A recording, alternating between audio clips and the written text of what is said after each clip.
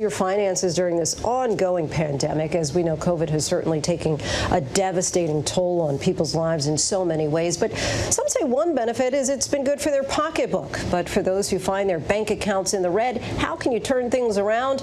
Our Faith Abubey has this report. Of all the pictures on Megan Burns' phone, she never once thought this family photo would become one of her most cherished snapshots. We were all together for the first time since my grandma's memorial a few years prior. March 8th, 2020, the last time they would be together before the pandemic lockdowns, and the last time she would see her 90-year-old grandfather again. I lost my grandpa right before Christmas. Sorry, I don't want to be overly emotional. My grandpa got sick with COVID, and he just never recovered. While the pandemic has been emotionally devastating, in some ways, Megan also sees the blessings. A year since that same picture, she's now debt-free. The COVID shutdowns forcing her to finally hunker down financially, paying off thousands of dollars in credit card debt. It was pretty surreal. I felt like a weight was lifted off my shoulders, and the burdens I'd felt of guilt and shame were kind of removed. She's in good company. Felt like I was sort of drowning. Morgan Hopkins capturing this moment last year when she clicked send on her final payment. Nearly $17,000 in credit card debt gone in a year. It's really hard to explain until you feel that sort of lightness. After feeling like it was impossible, I honestly felt like it was impossible and like I was never going to get out of any of the debt. According to Wallet Hub, even in the midst of the COVID-ravaged economy, Americans as a whole in 2020 wiped off a record nearly $83 billion in credit card debt. Well, it's interesting because we haven't seen a big pay down like this since 2009. Wallet Hub senior analyst Jill Gonzalez attributing the remarkable feat to several factors.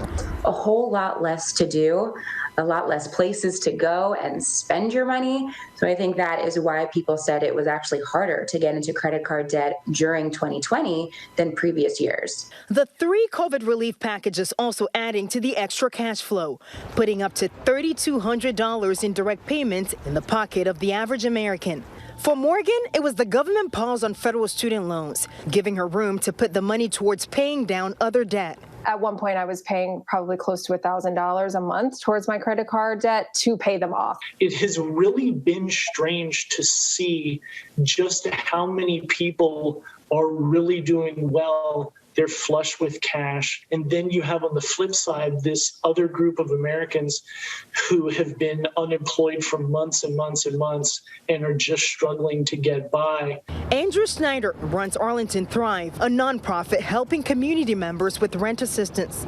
What we have learned throughout this pandemic is that this pandemic, this economic crisis is not affecting all of us the same way. If you're a person of color, if you were struggling before the pandemic, there's a more likely chance that you're struggling worse during the pandemic. And I think that tale of haves and have-nots and people who are struggling before and struggling during has really come to clear view during the pandemic, and it's very stark. It's those Americans affected by the pandemic layoffs, pay cuts, and furloughs still walking through his doors.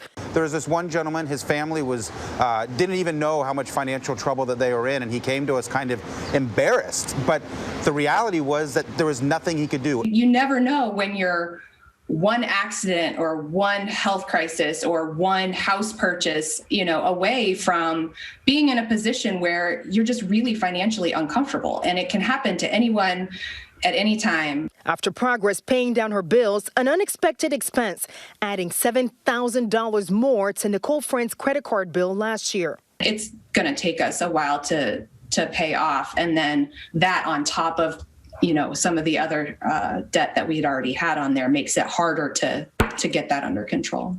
Even with the record debt payoff, American households still owe an average $8,000 on their credit cards. If credit card debt is Mount Everest, we might have taken 2 or 3 steps away from the peak. There's still an awful long way to go.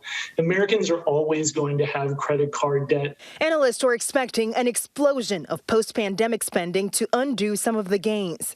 Well, we asked American consumers, what are your plans for after this? And 1 in 10 of them said that as soon as the economy is reopened, they plan on going on a shopping spree. So essentially, we paid it all off just so we could rack it all back up again.